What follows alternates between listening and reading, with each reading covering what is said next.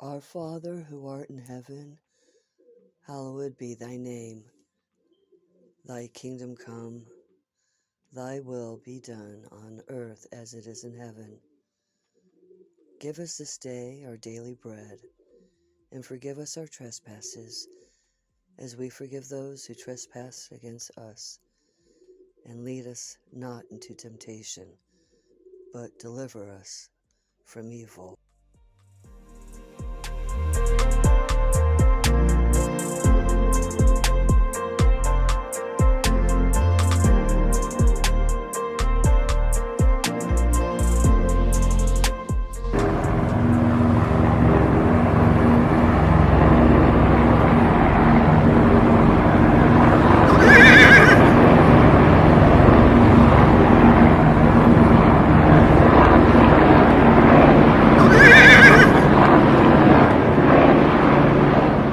And another thing is when they go in and gut the herds and they disrupt the mature social units, then you don't have the structure and the elders to repress the reproduction while they educate them on ways of survival.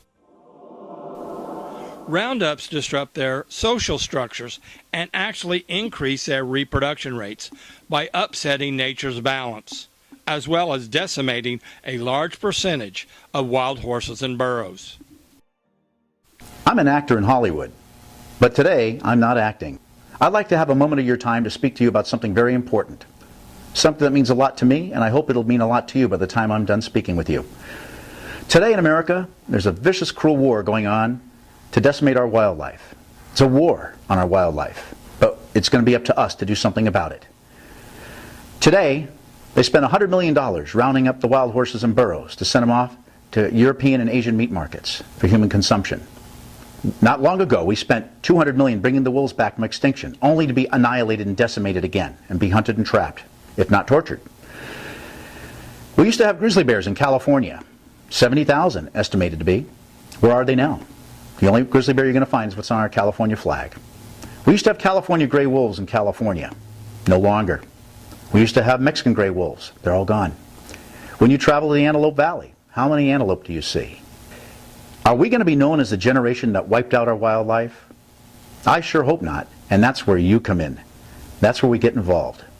Churches, schools, put together a group together to start calling politicians, email campaign, rallies, protests. What I'm saying is this: we've got to pull together if we're going to save these animals for future generations. By the time your kids and grandkids grow up, these animals are going to be gone. I don't want that to happen, and I'm sure you don't. I'm Randall Massaro. I hope you can join us. Please call the numbers on this screen, and thank you for listening.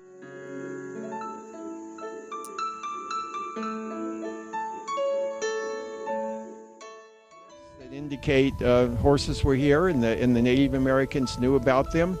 They're very horse-like, and there's records of early peoples that observed in North America. They know that the Chinese came over way before Columbus, and they reported in the land of Fusang. They reported horses. They said, we saw horses there, and there's just so many lines of evidence.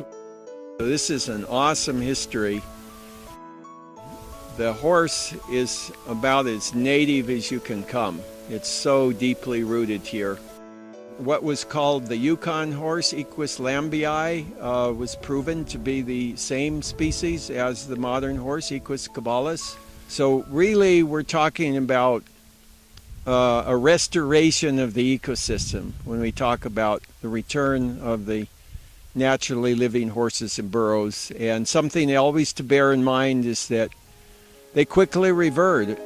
Just a few generations and they're back in the swing of things as far as their place in the natural world and complementing the plants and animals, seeding many diverse species, building the soils, and so benefiting even the deer and the bison and the elk and many birds and reptiles and insects.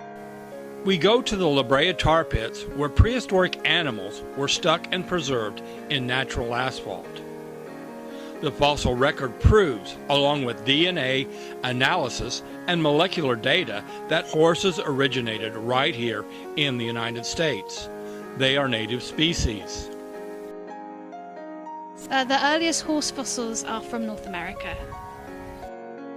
We do find fossils of horses or different types of horses here at the La Brea Tar Pit, so we do have evidence of horses being here in the Ice Age. Velma Braun Johnston, aka Wild Horse Annie, spearheaded a campaign of public outcry that led to the passage by Congress of the 1971 the Wild Free Roaming Horses and Burros Act.